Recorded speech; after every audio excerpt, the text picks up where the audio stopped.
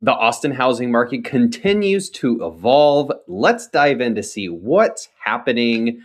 First, if you look at the number of active listings, you're going to notice a pattern. For the last 3 months, we've had a decrease of inventory, which means that one, there are fewer sellers rushing to market.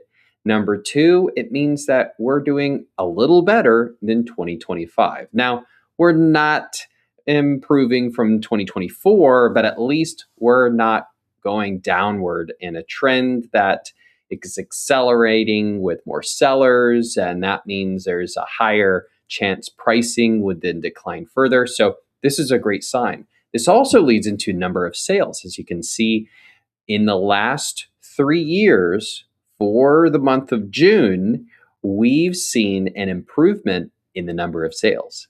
That means more buyers have come back to the market. That's a really great sign.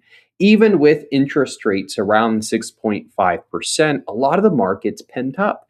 Buyers for the last 4 years have waited, and they feel, from what we hear, is we're towards a bottom of kind of the market right now when it comes to pricing. People don't want to wait any longer. They don't see the interest rates changing anytime soon, so they're coming back, right? So overall, really great signs. Now let's go into the data. It's taking about 64 days for a property to sell, and then another 30 days for it to close. New listings were at 5,017. It's a bit above typical, but not that much. We're at 96% closed price to original list price. That means if a seller wanted $500,000, did they get it? No. They were able to achieve within 96%. That tells us that the average would be 98%. So we still have a little bit of a difference in which buyers have the upper hand, right? It's a buyer's market. The average list price is $644,000 and change. The average close price is $616,789. The active listings were at 15,332. That's still elevated. We historically would be around 8,000 listings, so we definitely have more competition as sellers and more inventory for buyers. We do have 3,218 sold listings, so about 17% of the market was selling. We're at 4.8 months of an inventory, slightly increased, which is more favorable to buyers, but also this isn't bad. A 4.8 month of inventory is quite healthy to see. Sellers, so the market has improved compared to 2025. That's fantastic news. The number of sold homes have also done better, right? We just discussed that. And there's less inventory compared to 2025. So still above 2024, just not as bad as last year. Sellers, you're achieving about 4% less than the list price. And again, we're in a buyer's market. So buyers have the upper hand. Therefore, out of all of the current inventory for sale, only 17.3% is going under contract each month. And then of those homes, it's taking about 64 days to find a buyer and then 30 more days to close. Buyers, it's still a buyer's market. So you have that upper hand. Buyers are feeling that good homes are moving quickly and they're competitive. So while homes that need a little bit of work, they're lasting longer on the market.